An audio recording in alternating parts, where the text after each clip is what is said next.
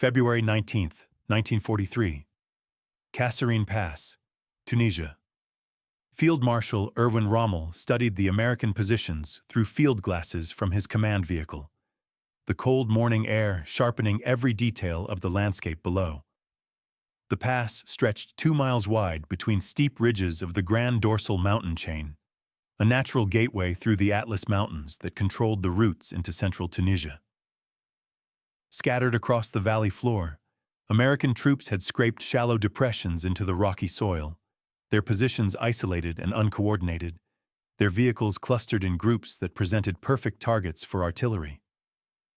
Rommel had seen this pattern before, in Poland, where cavalry had charged tanks, in France, where the Maginot Line had channeled defenders into killing zones, in the opening months of Barbarossa, where Soviet formations had dissolved under combined arms assault. Green troops, poorly positioned, commanded by officers who had never experienced the violence of modern mechanized warfare. The Desert Fox permitted himself a moment of professional assessment. These Americans would learn what European armies had learned. The tuition would be paid in blood. At 0630 hours, German artillery opened fire with the methodical precision of crews who had perfected their craft across 3 continents. The bombardment walked shells across American positions, each salvo adjusting based on observed effects, each correction bringing destruction closer to men who had never experienced indirect fire in combat. If you found this story valuable, a like helps us share more forgotten chapters of history with those who appreciate them. Subscribe if you'd like to see more. Each story we uncover matters, and your support makes it possible to keep these voices from the past alive. For 12 minutes, the Atlas Mountains echoed with explosions that announced the beginning of the worst American defeat of the Second World War. Then came the armor. Panzerkampfwagen 4 tanks emerged from the morning haze, their long-barreled 75mm guns traversing slowly as they searched for targets. Behind them rolled Marder tank destroyers mounting captured Soviet 76mm guns, their open-topped fighting compartments exposing crews to the elements, but providing firing platforms that could destroy any American tank at combat ranges. Armored half-tracks carrying Panzer Grenadier infantry followed in disciplined formation, the veterans of campaigns from Warsaw to Tobruk advancing toward positions held by soldiers who had never fired a shot in anger. The 10th and 21st Panzer Divisions moved with the confidence of formations that had shattered enemies across Europe and North Africa. Their tank commanders understood combined arms warfare at an intuitive level, coordinating with infantry and artillery through procedures refined in 3 years of continuous combat. Their crews had fought in Poland in 1939, France in 1940, Russia from 1941 onward. They knew how to use terrain, how to concentrate fire, how to exploit weakness. They expected the Americans to break like all the others. The American lines collapsed within hours. Major General Lloyd Fredendall had positioned his forces according to doctrine he had absorbed at Fort Leavenworth 2 decades earlier, doctrine that bore no relationship to the realities of mechanized warfare in 1943. He had split his divisions into penny packets, small combat commands scattered across 50 miles of desert without mutual support. The 1st Armored Division's Combat Command, A, held one sector. Combat Command C held another, miles distant. Infantry battalions from the 34th Division occupied isolated positions that could neither reinforce each other nor coordinate defensive fires. The military term for this dispersion was economy of force. The practical result was defeat in detail. Fredendall commanded from a headquarters 70 miles behind the front lines, where Army engineers had blasted tunnels into canyon walls to create underground bunkers safe from air attack. He had never personally reconnoitered the battlefield. He did not know the terrain his men would defend. He issued orders based on maps rather than ground truth, directing units to positions he had never seen against an enemy whose capabilities he had never studied. When the German attack commenced, he could not coordinate a response because he did not understand the situation unfolding beyond his protective canyon. The American tanks proved death traps. M3 Lee and M3 Grant medium tanks, designed as interim solutions while better vehicles were developed, featured high silhouettes that made them visible targets from 2,000 yards. The 75mm gun mounted in a side sponson could not traverse, requiring crews to turn the entire 30-ton vehicle to engage targets. The 37mm gun in the turret was adequate against light armor, but useless against Panzerkampfwagen I-4 frontal plates. German tank commanders, engaging from ranges where American guns could not penetrate German armor, destroyed American tanks at ratios exceeding 5-to-1. The tank crews had trained in Louisiana and the Mojave Desert against other American tanks, learning procedures that bore no relationship to combat against veterans of 3 years' mechanized warfare. They advanced in straight lines because their training had emphasized speed over cover. They exposed their flanks because they had never learned that German gunners aimed for the thinner side armor. They fought as individuals rather than units because coordination procedures they had practiced in peacetime exercises collapsed under the stress of actual combat. The infantry fared no better. American soldiers had dug shallow scrapes that offered minimal protection against artillery and none against tanks. They did not understand that German panzer crews knew to drive over shallow positions and rotate their tracks, grinding defenders into the rocky soil. They had not learned that foxholes needed to be deep enough to survive being overrun, that overhead cover was essential against airburst artillery, that positions required mutual support to prevent infiltration. These were lessons that European armies had purchased with blood since 1939. American forces were paying the same tuition in the Atlas Mountains. The artillery that should have been America's greatest asset instead exemplified every organizational failure that produced the Kasserine disaster. Each battery operated independently, responding only to its dedicated forward observers on dedicated radio frequencies. A forward observer with 3rd Battalion could call fire only from 3rd Battalion guns, even if 2nd Battalion artillery was closer to the target, had better firing angles, or possessed more ammunition. The result was that American artillery could never achieve the massed fires that made artillery decisive. A dozen batteries that should have concentrated 100 guns on German armor instead fired scattered shots from individual positions, each battery engaging whatever targets its own observers could identify. German artillery, by contrast, could concentrate fires from any battery within range on any target identified by any observer. A single German forward observer could potentially direct 100 guns onto a single American position, creating sudden, overwhelming bombardments that shattered defensive lines before infantry could react. This capability, developed through years of combat experience, represented organizational sophistication that American forces had not yet achieved. Air support was virtually non-existent. The coordination procedures that would eventually make American tactical air power devastating had not been developed. Ground units could not communicate with aircraft overhead. Pilots attacked targets of opportunity rather than supporting ground operations. The few American aircraft that appeared over Kasserine struck at German columns already withdrawing, their intervention too late to affect the battle's outcome. The communications failures cascaded through every level of command. Units on different radio frequencies could not coordinate. Battalions did not know where adjacent battalions were positioned. Some formations retreated into positions already occupied by Germans because no one had informed them that those positions had fallen. The command structure that should have imposed order instead accelerated chaos, each confused order generating more confusion, each failed coordination producing more failures.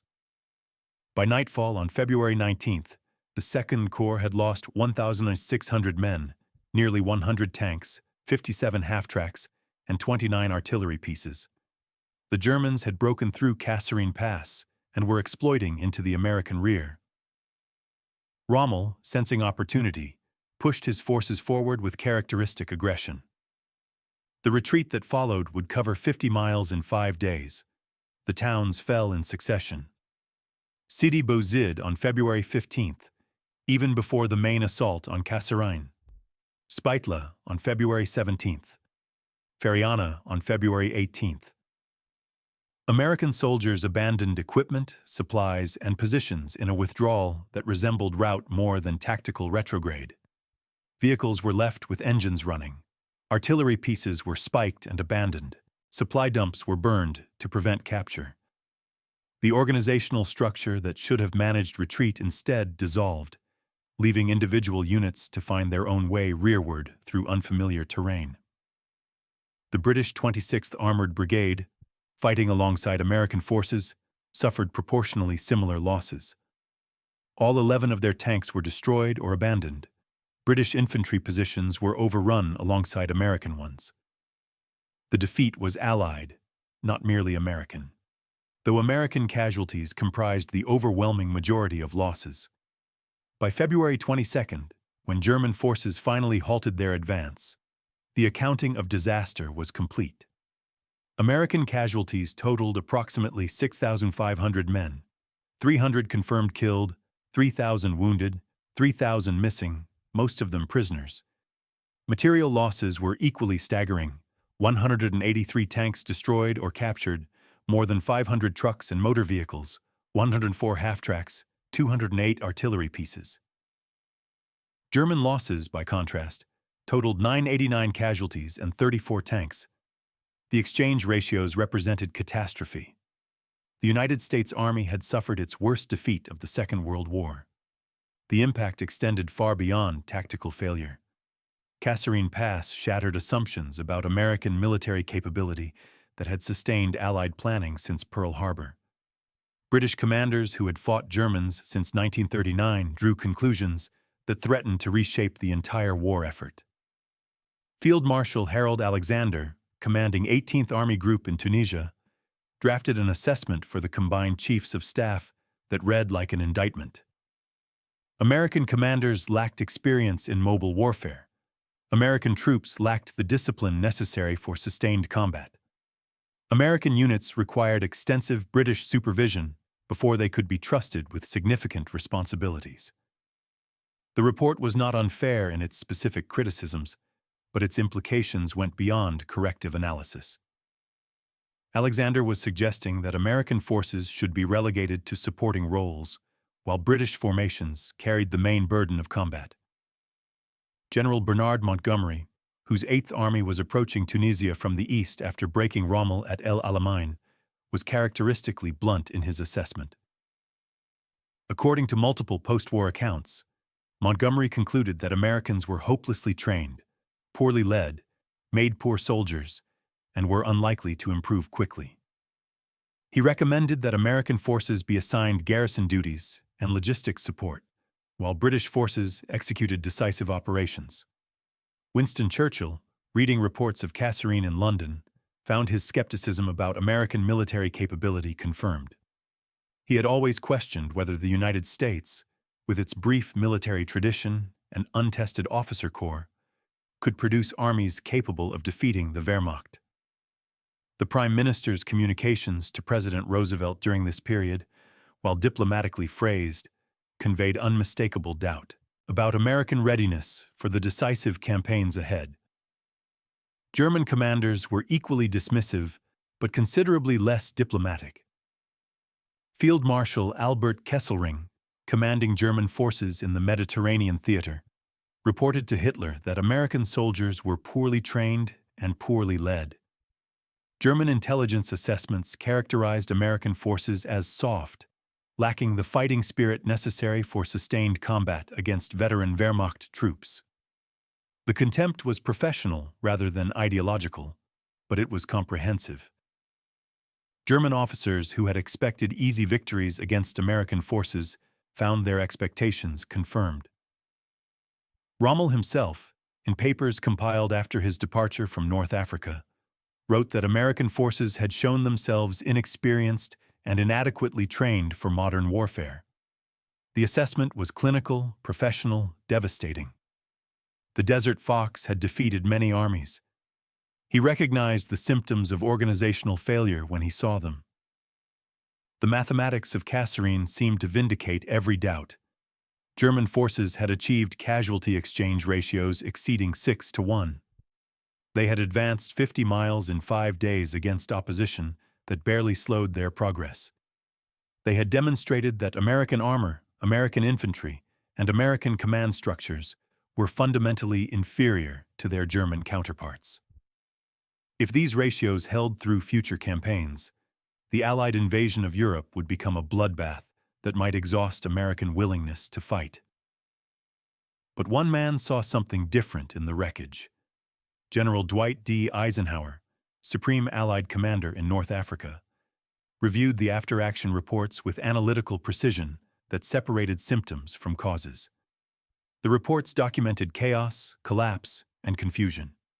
They cataloged failures in leadership, doctrine, and coordination. They presented a picture of comprehensive defeat that seemed to confirm British assessments. Eisenhower drew different conclusions. American units had fought poorly, but they had not broken completely. At Sidi Bouzid, elements of the 1st Armored Division had counterattacked against superior German forces, losing most of their tanks but demonstrating willingness to engage.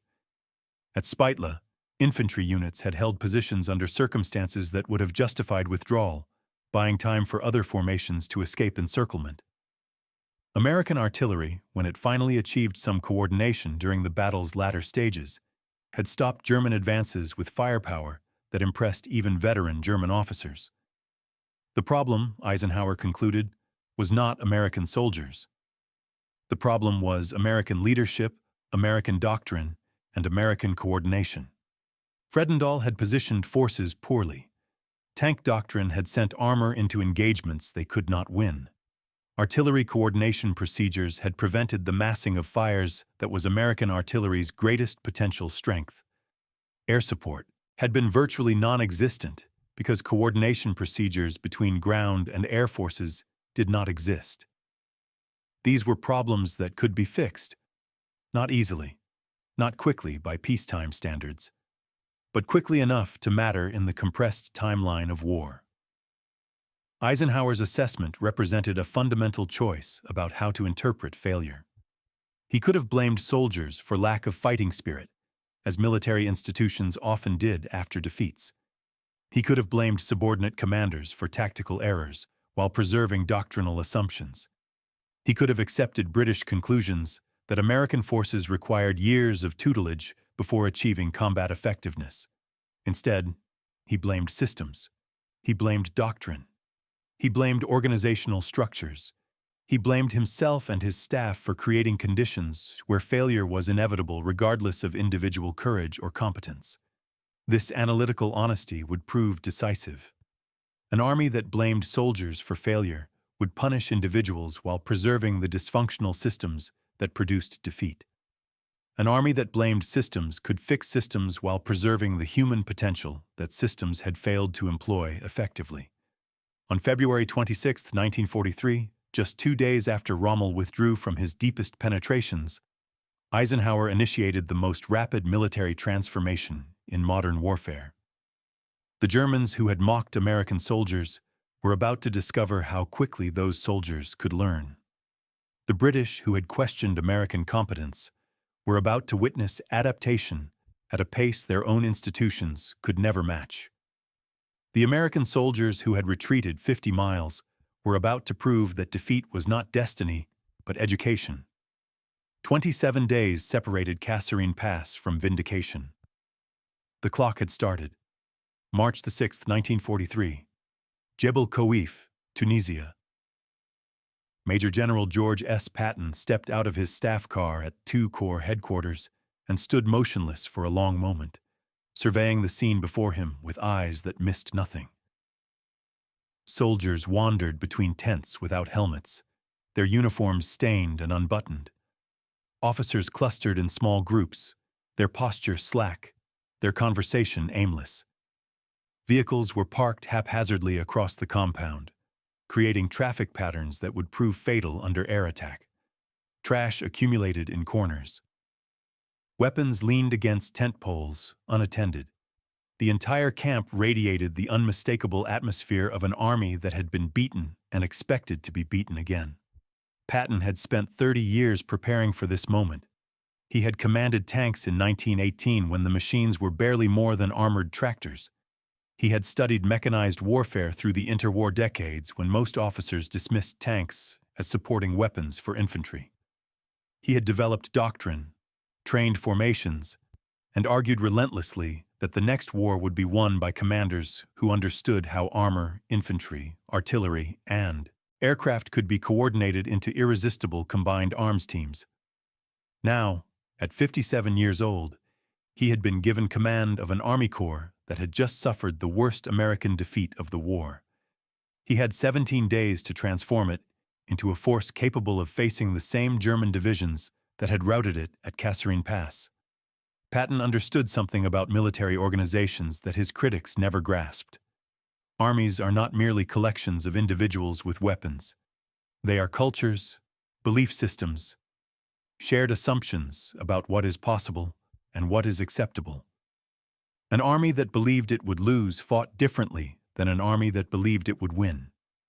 An army that tolerated sloppiness in visible matters would tolerate sloppiness in invisible ones. The soldiers standing before him in their dirty uniforms and casual postures were not bad men. They were men who had absorbed a culture of defeat, and that culture would kill them as surely as German tanks unless it was destroyed and replaced. The transformation began within hours of Patton's arrival. Every soldier in 2 Corps received orders that seemed, to men preparing for combat, inexplicably focused on appearance. Complete uniforms would be worn at all times. Helmets would be worn with chin straps fastened. Leggings would be properly secured. Neckties would be worn by all officers. Violations would result in fines. $25 for enlisted men, $50 for officers. Repeat violations would result in courts-martial. The orders applied everywhere, at all times, without exception. Men eating breakfast would wear helmets. Officers writing reports would wear neckties. Soldiers sleeping in foxholes would keep their leggings properly bloused. The reaction was immediate, hostile, and entirely predictable. Soldiers who had retreated 50 miles under German fire now faced punishment for unbuttoned collars. Officers who had lost men at Kasserine were fined for missing neckties. The absurdity seemed obvious to everyone except Patton. They were preparing for battle against Panzerkampfwagen 4 tanks, not a parade inspection. What possible difference could pressed uniforms make against 75mm guns? Patton drove through American positions daily, his command vehicle appearing without warning at motor pools, aid stations, artillery positions, and infantry bivouacs. He stopped jeeps and trucks at random, inspecting uniforms, questioning soldiers about their weapons and equipment. He ordered shallow foxholes dug deeper, then inspected again to ensure compliance. He fined officers personally, extracting payment on the spot, documenting violations that would affect fitness reports. He was everywhere, unpredictable, relentless, demanding standards that seemed to have no connection to combat effectiveness. The troops hated him. They called him a martinet, a tyrant, a general more concerned with appearances than survival. Some wondered aloud whether Patton understood they were preparing for battle, not a parade. The complaints reached Eisenhower's headquarters, where staff officers debated whether Patton's methods were building an army or destroying one. But something was changing in ways that the complaints obscured. Within a week, the slovenly camps had transformed into military installations. Vehicles were parked in orderly rows with proper dispersion against air attack. Soldiers moved with purpose rather than wandering aimlessly. Salutes were rendered crisply. Equipment was maintained. The visible transformation reflected something deeper. Men who took pride in their appearance began taking pride in their profession. Men who met standards in matters they considered trivial began meeting standards in matters they considered essential. The culture of defeat was being replaced, one pressed uniform at a time, by a culture of discipline. Patton reinforced the psychological transformation with leadership that was simultaneously terrifying and inspiring. He visited front-line positions, exposing himself to the same dangers his soldiers faced. He spoke to units in language that was profane, direct, and memorable. He told them they were Americans, that Americans did not quit, that Americans would prove every British doubter and German mocker wrong. He promised them victory and made them believe it was possible. The discipline campaign was necessary but insufficient. Patton could restore belief in the possibility of victory. Belief alone would not stop German armor. The doctrinal failures that had produced Kasserine required systematic correction that extended beyond any single commander's authority. This was Eisenhower's domain, and he attacked it with methodical intensity that complemented Patton's theatrical leadership. The artillery reforms came first because American artillery represented the greatest unrealized potential in the Second Corps. The United States Army had invested heavily in artillery during the interwar years. American 105mm howitzers were accurate, reliable, and produced in quantities that dwarfed German manufacturing capacity. American 150mm guns could deliver devastating firepower at ranges exceeding 10 miles. American ammunition supply was essentially unlimited compared to German constraints that forced Rommel to ration shells. The guns were excellent, the crews were well trained. The organizational structure that employed them was catastrophically dysfunctional. At Kasserine, each American artillery battery had operated as an independent entity, responding only to its dedicated forward observers on dedicated radio frequencies. A forward observer advancing with 3rd Battalion could call fire only from 3rd Battalion guns, regardless of whether 2nd Battalion artillery was closer, had better firing positions, or possessed more ammunition. This fragmentation meant that American artillery could never achieve the massed fires that made artillery decisive in modern warfare. German artillery doctrine operated on opposite principles. Any German forward observer could call fires from any battery within range, concentrating dozens of guns on single targets within minutes of identifying them. A German observer who spotted an American tank column could potentially direct 100 guns onto that column, creating sudden, overwhelming bombardments that shattered formations before they could react. This organizational sophistication, developed through years of combat experience, gave German artillery effectiveness that American batteries, despite superior individual quality, could not match. Eisenhower's staff developed a new fire direction system within days of Kasserine's conclusion. The technical challenges were substantial. Different batteries used different radio frequencies. Fire direction centers used different computational procedures. Artillery officers had been trained throughout their careers to control only their own batteries. The new system required new equipment, new training, and most importantly, new thinking. The solution centralized fire coordination at division level while maintaining battery-level execution. Fire direction centers would receive calls for fire from any forward observer and assign missions to whatever batteries could most effectively engage the target. A single observer could potentially direct fires from an entire division's artillery, concentrating dozens of guns on a single target within minutes of identification. The American artillery advantage, squandered at Kasserine through organizational fragmentation, would be restored through organizational integration. Implementation began immediately. Radio equipment was redistributed to create common frequencies. Fire direction officers practiced new coordination procedures until they became automatic. Forward observers learned standardized formats that any fire direction center could process. Artillery battalion commanders, initially resistant to surrendering control of their batteries, were convinced through demonstrations that showed massed fires achieving effects that dispersed fires could never match. By mid-March, the new procedures were being tested in training exercises that simulated combat conditions. The improvement was dramatic and measurable. Targets that required 20 minutes to engage under the old system could be engaged in 3 minutes under the new one. Fires that involved a single battery could now involve an entire battalion or multiple battalions.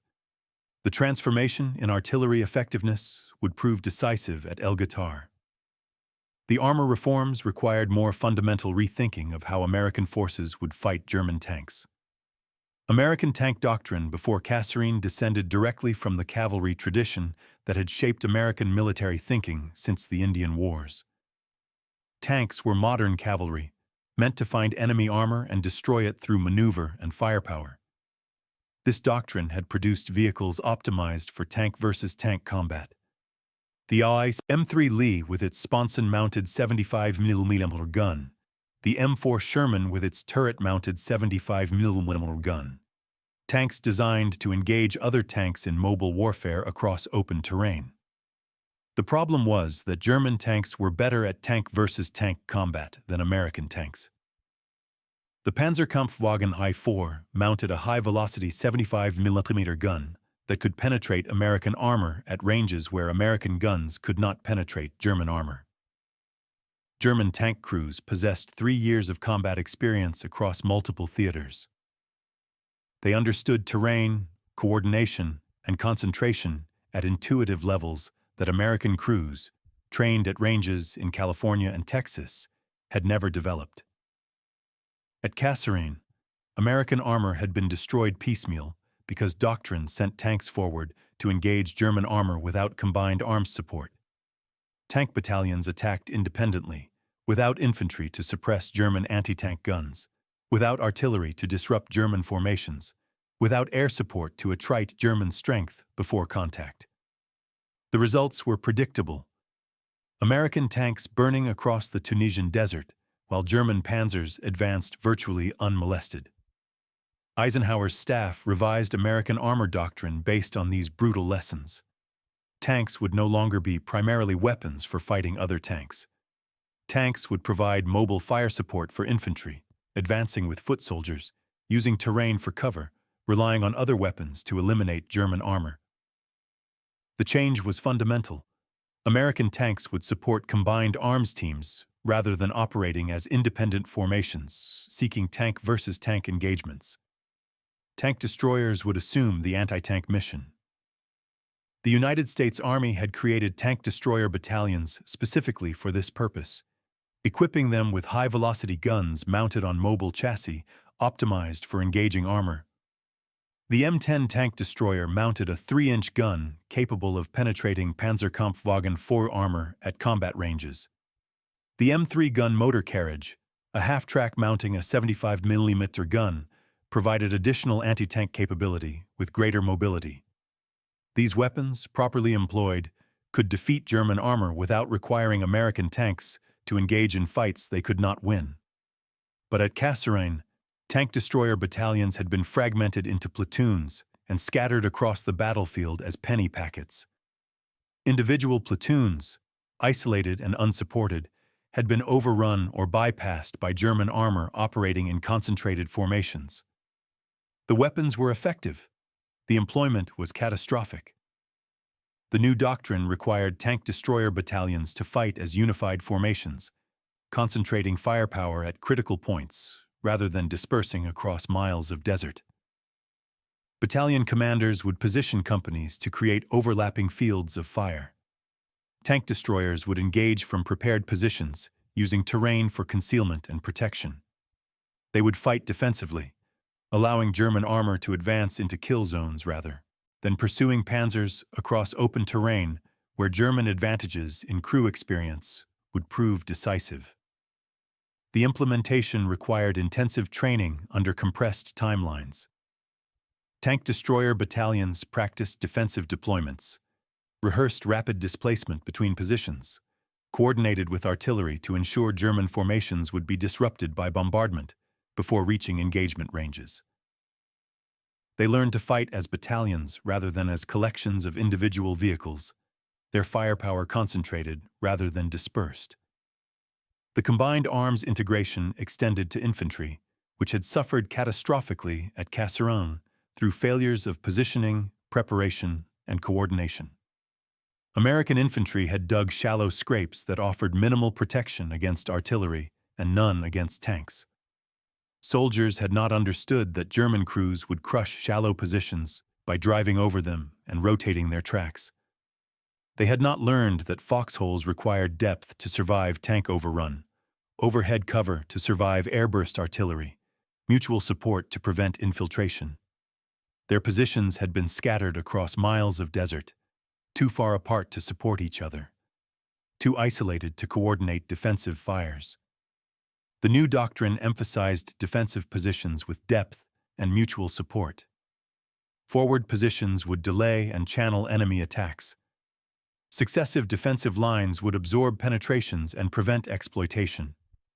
Units would be positioned close enough to support each other with fire and, if necessary, counterattack to restore positions. Communications would be coordinated so that any unit could call for artillery support from any battery within range. Infantry battalions practiced the new defensive procedures in exercises that simulated German armored assault. They dug proper foxholes, deep enough to survive tank overrun, with overhead cover improvised from whatever materials were available. They positioned automatic weapons to create interlocking fields of fire. They rehearsed coordination with artillery, calling for fires on predetermined targets as German forces advanced through planned engagement areas. They learned to fight as part of combined arms teams rather than as isolated infantry, hoping tanks would not find them. The air support reforms would take longer to fully implement because coordination between ground and air forces required new organizations, new equipment, and new doctrinal concepts. But Eisenhower initiated the process immediately. Air liaison officers were assigned to ground units with radio equipment that could communicate directly with fighter-bomber squadrons. Procedures for calling airstrikes were developed and practiced. The principle that air superiority was a prerequisite for ground operations was established as doctrine that would mature through Sicily, Italy, and ultimately Normandy. The speed of these reforms reflected American advantages that other armies could not replicate. First, Eisenhower possessed theater-level authority to implement changes without waiting for approval from Washington. He did not need War Department committees to review artillery doctrine. He did not need congressional authorization to relieve commanders. He could act immediately, implementing changes based on battlefield results rather than bureaucratic consensus.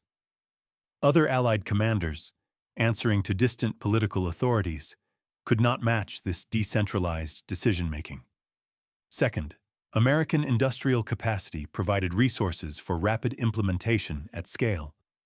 New radio equipment arrived within weeks of being requested. Replacement vehicles flowed through ports in quantities that seemed miraculous to German logisticians struggling with depleted stockpiles.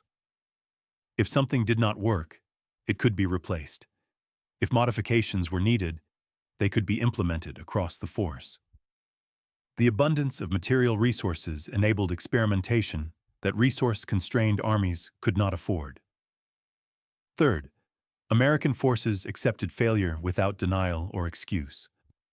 Eisenhower's insistence on honest after-action reports broke through institutional resistance that typically prevents armies from learning from defeats.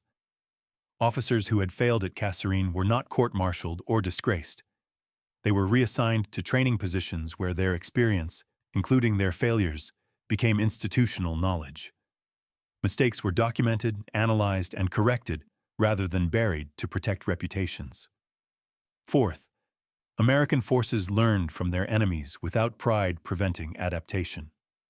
Staff officers studied German tactics, identified German techniques that worked, and developed American versions. There was no insistence on doing things the American way simply because it was American.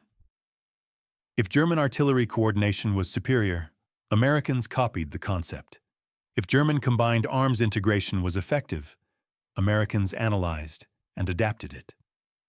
Fifth, American forces trained relentlessly under compressed timelines. The 17 days between Patton's assumption of command and offensive operations were not spent waiting for combat. They were spent drilling. Soldiers dug, filled, and redug foxholes until proper construction became automatic. Radio operators rehearsed communication procedures until they could execute them under stress. Tank crews practiced coordination with infantry. Tank destroyer battalions rehearsed massed engagements. Artillery batteries practiced fire coordination. By the time two corps went back into battle, the new methods were not theories. They were habits.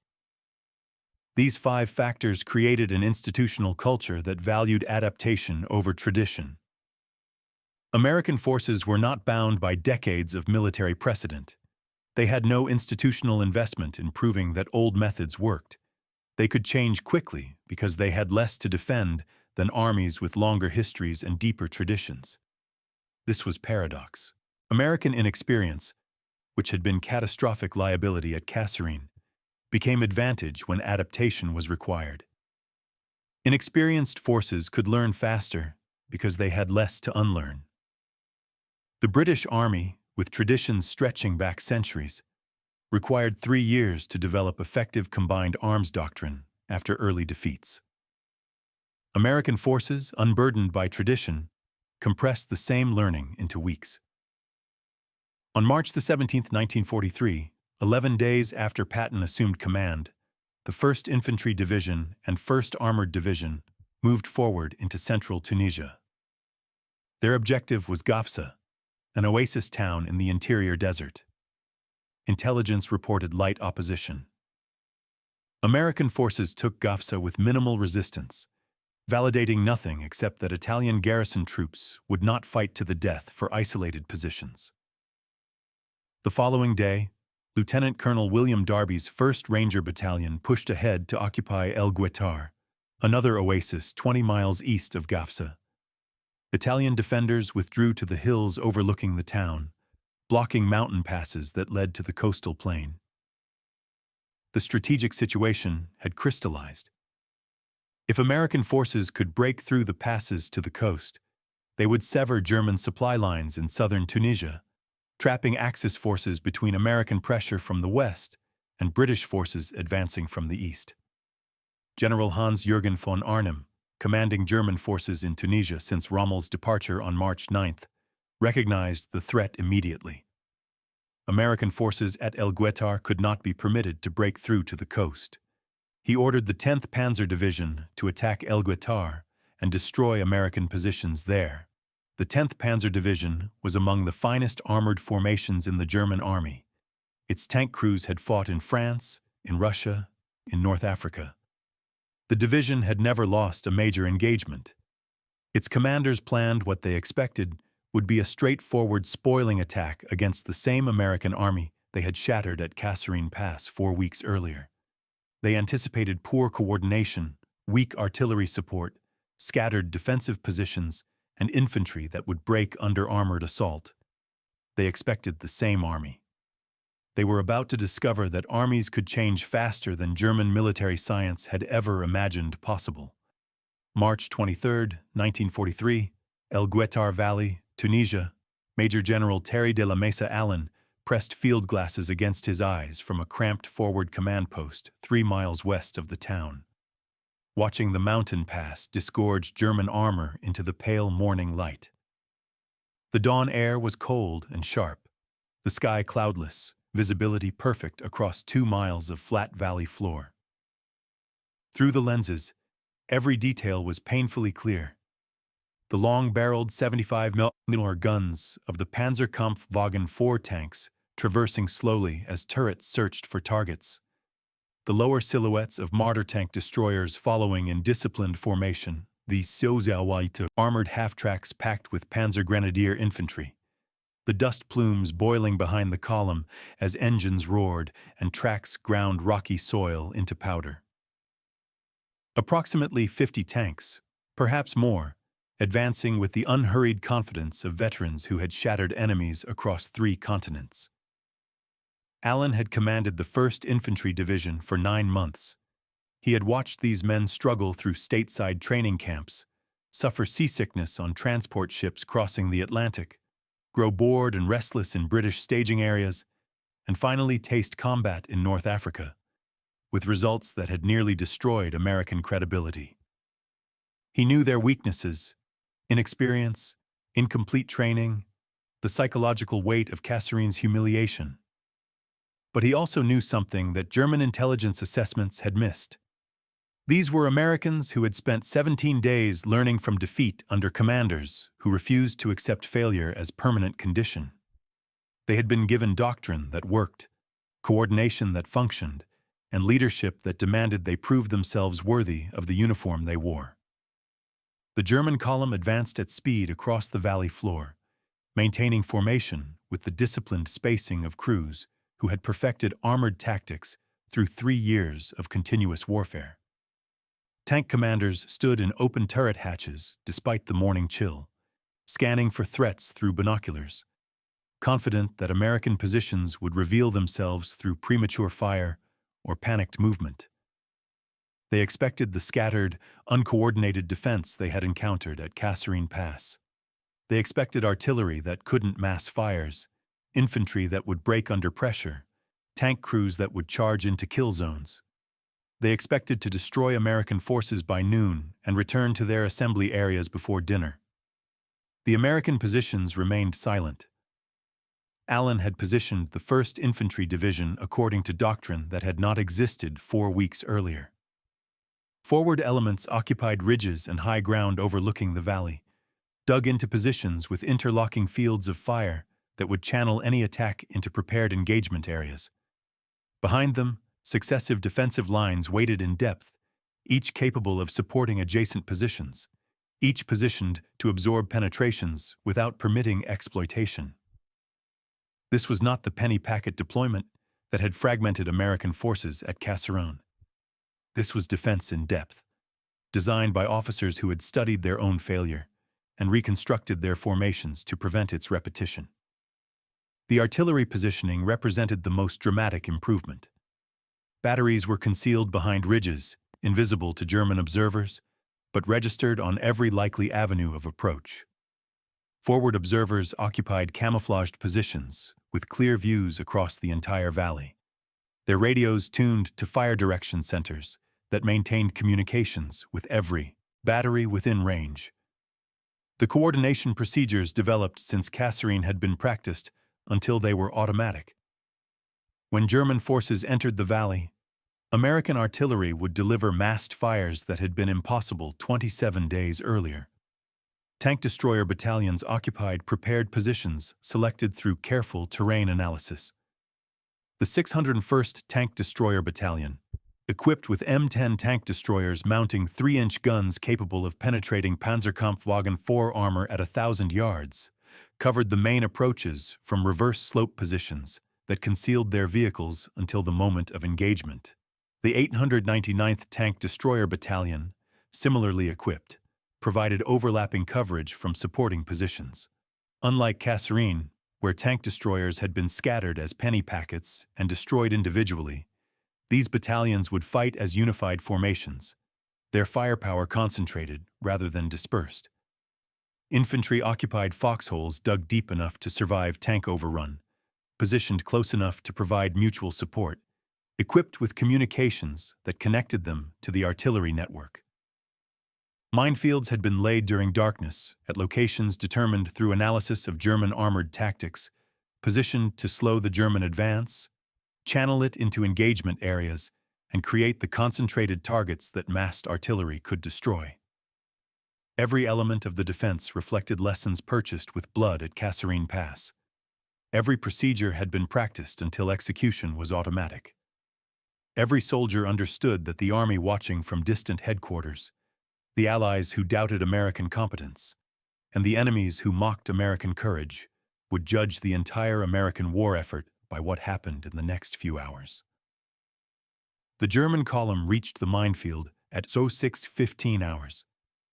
The lead Panzerkampfwagen 4 struck the first mine at full speed, the explosion ripping through the tank's track assembly with concussive force that slewed the 30-ton vehicle sideways and stopped it dead.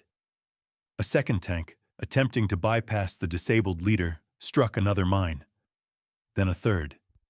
German tank commanders, recognizing the minefield too late to avoid it, ordered their formations to halt while engineers assessed the obstacle. The disciplined column compressed as vehicles in the rear slowed to avoid collision with stopped vehicles ahead. Within minutes, Approximately 50 German armored vehicles were concentrated in a kill zone roughly 400 yards across. American forward observers had tracked the German advance since it emerged from the mountain pass. They had calculated ranges, adjusted for wind, coordinated with fire direction centers that maintained communications with every battery within range. When the Germans hit the minefield and bunched, the order was given: fire for effect. Not from a single battery, not from a single battalion. From every American artillery piece that could range the target. The first salvo landed among the stalled German tanks at 0617 hours, with precision that shocked veterans of 3 years' mechanized warfare. 150mm high-explosive rounds detonated against armor, disabling tracks and smashing turret rings. 150mm shells, each weighing nearly 100 pounds, created craters that swallowed half-tracks and scattered fragments across hundreds of yards. White phosphorus rounds burst overhead, showering burning chemical that stuck to metal and flesh, filling the valley with smoke that blinded tank commanders trying to coordinate response. The second salvo landed before the first had finished exploding, then the third, then the fourth. The bombardment continued without pause for 12 minutes, shells arriving at rates that seemed impossible to German officers who understood artillery logistics. American batteries were firing at maximum sustainable rate, crews working with mechanical precision developed through days of intensive practice. Fire direction centers coordinated the storm, shifting fires to engage vehicles attempting to escape, concentrating on command tanks identified by their additional antennas, walking shells across the engagement area with methodical thoroughness. In those 12 minutes, American artillery delivered more concentrated firepower on a single target than TI Corps had managed in the entire Kasserine campaign. The fire coordination procedures developed in the 4 weeks since Kasserine were proving their worth under combat conditions. Batteries that had operated independently at Kasserine, unable to mass fires, now functioned as a single integrated weapon system under centralized direction. The American artillery advantage, squandered through organizational dysfunction at Kasserine, had been restored through organizational reform. When the barrage lifted at 0629 hours, the Guettar Valley had become a graveyard of German armor. Panzerkampfwagen, the 4 tanks, sat motionless, their tracks blown off by mines, their turrets jammed by shell fragments, their crews dead or dying inside steel compartments, superheated by ammunition fires. Half-tracks had been shredded by high-explosive rounds that their thin armor could not deflect. Panzer Grenadier infantry who had dismounted to clear mines lay scattered across the valley floor, cut down by shell fragments before they could reach cover that didn't exist. But the battle was not over.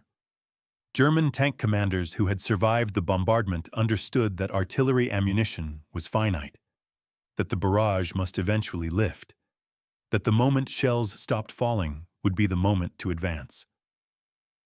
Tank engines that had fallen silent during the bombardment roared back to life.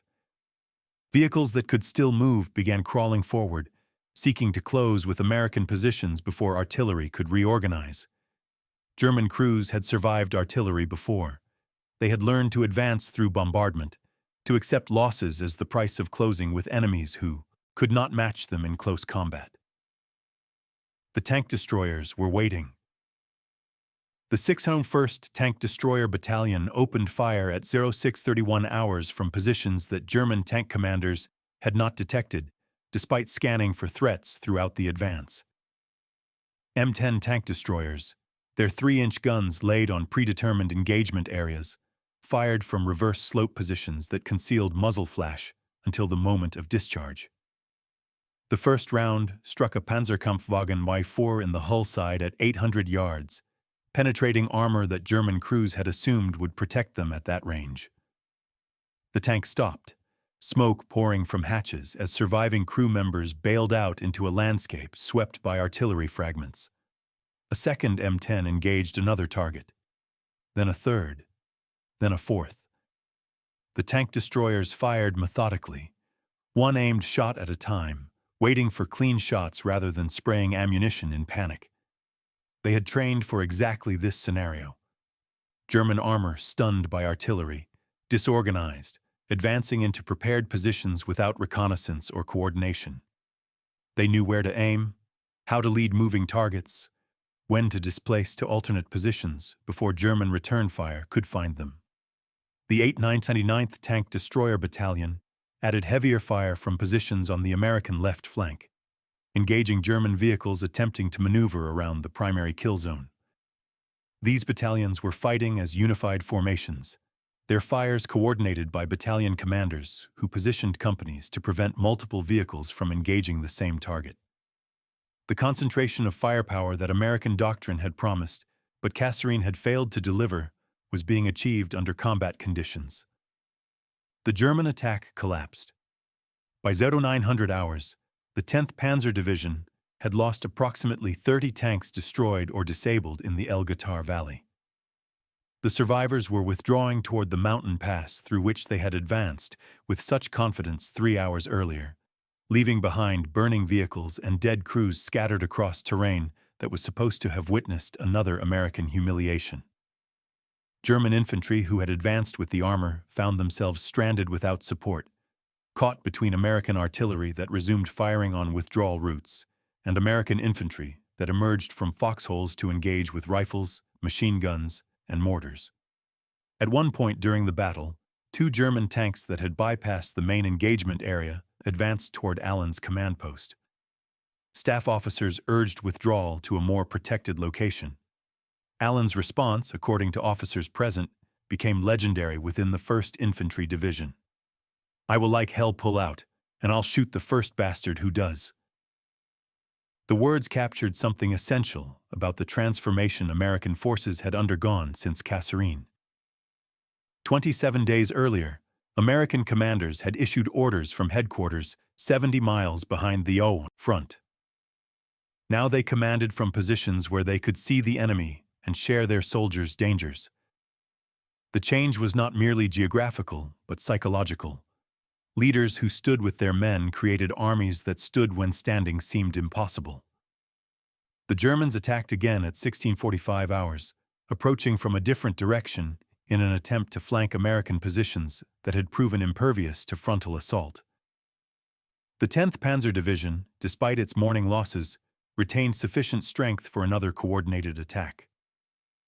German commanders had adjusted their approach, seeking to exploit terrain that might shield their advance from the artillery that had devastated their first assault. The result was identical. American forward observers detected the approaching column and called for artillery concentration. Fire direction centers coordinated massed fires from multiple batteries. Shells began falling on German formations before they reached engagement range for their own weapons. Tank destroyers engaged from prepared positions that German reconnaissance had failed to identify. By nightfall, the 10th Panzer Division had abandoned any intention of breaking through the Guettar Valley and withdrawn permanently to the hills. The battle continued for nearly 2 more weeks as American forces attempted to force the mountain passes toward the coastal plain. The fighting was difficult.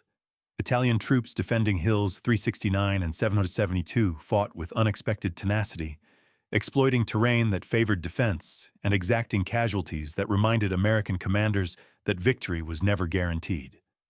Progress was slow and costly, measured in yards rather than miles. But the strategic situation had changed irrevocably.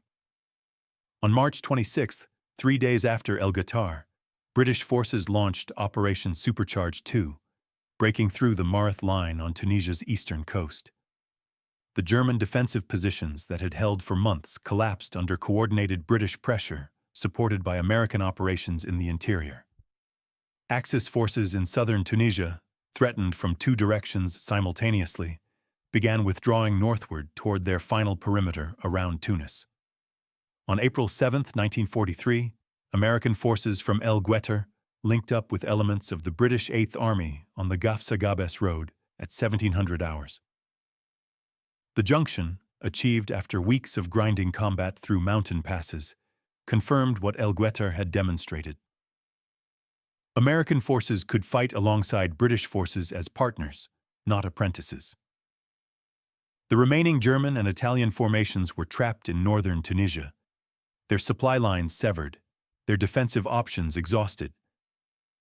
The Tunisian campaign ended on May 13, 1943, when over 230,000 Axis soldiers surrendered unconditionally. The defeat exceeded Stalingrad in numbers captured. The victory belonged to Allied forces collectively, but the transformation that made American participation meaningful had occurred in the 27 days between Kasserine Pass and El Guettar. The Germans noticed. After El Guettar, German intelligence assessments stopped characterizing American soldiers as cowards or American commanders as incompetent. Reports acknowledged American tactical improvement with the grudging professional respect that soldiers extend to opponents who have earned recognition through performance. Rommel himself, reviewing reports from North Africa after his return to Germany, documented in his papers that American forces had recovered very quickly from their first shock and had soon succeeded in damming up German advances. The assessment was clinical, professional, and represented a fundamental revision of German assumptions about American military capability. The dismissiveness that had characterized German evaluations before El Guettar disappeared from subsequent assessments. Germans who had expected American forces to require years of tutelage before achieving combat effectiveness discovered that American adaptation occurred at speeds their own military science had never anticipated. The comfortable assumption that American industrial power could be discounted because American soldiers couldn't fight had been demolished in a single March morning. The British noticed as well, though their acknowledgement came more slowly and with more qualification. Montgomery and Alexander continued harboring doubts about American capability that would poison Anglo-American relations through Sicily, Italy, and Normandy. But other British commanders began recognizing what had happened in Tunisia. American forces had achieved in weeks what British forces had required years to accomplish. The learning curve that had taken British armies from Dunkirk to El Alamein, a journey of 3 years and countless defeats, American forces had compressed into less than a month. The American military establishment drew lessons from the Kasserine to El Guettar transformation that would shape doctrine for generations. The after-action reports that Eisenhower had demanded were studied at Fort Benning, Fort Knox, Fort Sill, and the Command and General Staff College at Fort Leavenworth. They became case studies in organizational adaptation, taught to officers who would command in Korea, Vietnam, and conflicts yet unfought. The specific reforms validated at El Guettar spread through the entire American Army. The artillery fire coordination procedures that had delivered massed fires became standard doctrine across all theaters. The tank destroyer employment concepts that had destroyed German armor through battalion concentration rather than platoon dispersion were incorporated into armored doctrine. The combined arms integration that had synchronized infantry, armor, artillery, and eventually air support was refined and extended through subsequent campaigns. By the time American forces invaded Sicily on July 10, 1943, the improvements were already visible in every operation. American artillery coordination was superior to what it had been in Tunisia. Combined arms integration was smoother. Adaptation to unexpected circumstances was faster. The invasion of Italy in September 1943 showed further improvement. German forces defending the Italian peninsula fought with skill that extracted heavy casualties from advancing Americans, but they could not stop an army that learned from every engagement and adapted faster than defenders could adjust. By June 6, 1944, when American forces stormed the beaches of Normandy, the transformation that had begun in the Atlas Mountains was fully mature. The army that waited ashore at Omaha and Utah beaches possessed artillery coordination among the best in the world, combined arms doctrine refined through 2 years of continuous combat, and an institutional culture that treated adaptation as fundamental capability rather than emergency response to failure. The speed of American adaptation had become strategic advantage. When American forces encountered hedgerows in Normandy that channelized attacks into German killing zones, they developed hedgerow cutters within weeks and resumed offensive operations.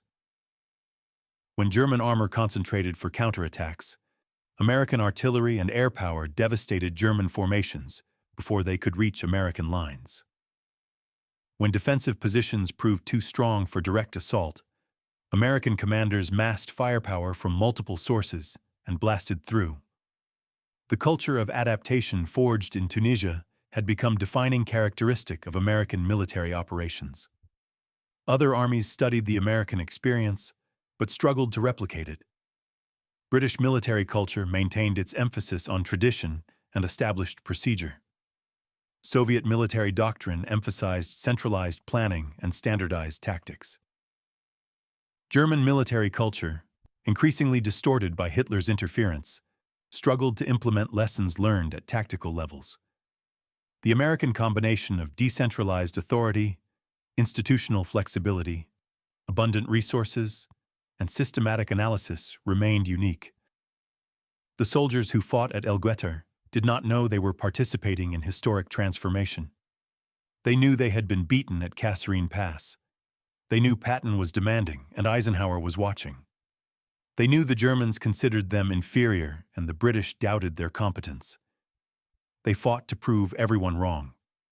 They fought because their commanders asked them to fight. They fought because they were Americans, and Americans did not quit. The fact that they were participating in the fastest large-scale military adaptation in modern history was not something they considered. They were focused on surviving the next German attack, on holding positions they had been ordered to hold, on proving they deserved to wear the uniform that Patton had made them maintain to impossible standards. But survive they did. And in surviving, they validated every reform implemented. Since Kasserine, every doctrine revised, every procedure improved. Major General Terry de la Mesa Allen remained at his command post as darkness fell over the Guettar Valley on March 23, 1943. The German tanks that had emerged from the mountain pass at dawn were burning wreckage scattered across terrain that was supposed to witness another American defeat. The 10th Panzer Division, which had never lost a major engagement, was withdrawing with 30 fewer tanks than it had possessed that morning. The soldiers who had retreated 50 miles at Kasserine had held their ground at Guettar. Allen did not celebrate. There was more fighting ahead. The campaign in Tunisia would continue for 6 more weeks until final Axis surrender. Sicily would follow, then Italy, then beaches in France that were still 18 months distant. American forces would face setbacks and defeats in the years to come. The road to Berlin would be longer and bloodier than anyone standing in that command post could imagine. But something fundamental had changed in those 27 days between Kasserine Pass and Guettar. The American army that had been routed in February had become an army that could defeat experienced German forces in March. The transformation had been comprehensive. New leadership that demanded excellence, new doctrine that enabled effectiveness, new coordination that multiplied capability, new culture that valued adaptation over tradition. An army that had tolerated failure had become an army that learned from failure. An army that had scattered under pressure had become an army that concentrated for decisive effect. The Germans stopped laughing at American soldiers after Guettar. The British began, slowly and reluctantly, acknowledging American competence. The American soldiers themselves began believing what Patton had told them, that they were Americans, that Americans did not quit, that Americans would prove every doubter wrong. They had proven it in the Guettar Valley on March 23, 1943. They would prove it again at Sicily, at Salerno, at Anzio, at Normandy, at the Bulge, at the Rhine. The culture of adaptation that had been forged in Tunisia would carry them across Europe to final victory over enemies who had assumed American industrial power could be discounted because American soldiers couldn't fight. 27 days from Kasserine Pass to Guettar. 27 days from humiliation to vindication. 27 days that demonstrated armies could change faster than military science had ever imagined possible. That was the true triumph of Guettar. Not merely the tactical victory over the 10th Panzer Division, significant as that achievement was, but the institutional victory over failure itself. The proof that defeat was not destiny, but education. The demonstration that an army willing to face its failures honestly, change everything that needed changing, and demand excellence from every soldier could transform itself faster than enemies could adapt to the transformation. The men who fought and died in the Tunisian desert created something larger than tactical victory. They created an institutional culture that would define American military effectiveness for generations. They proved that the nation mocked by German officers and doubted by British allies could produce soldiers and commanders capable of defeating the finest armies in the world. The journey from Kasserine to Guettar took 27 days. The lessons learned during those 27 days shaped American military doctrine for the remainder of the century. The soldiers who held their ground against the 10th Panzer Division on March 23, 1943, could not have known what they were creating. They knew only that they had been given another chance, that they had been trained properly, that they had been led by commanders who shared their dangers. They took that chance, and in taking it, they changed the war.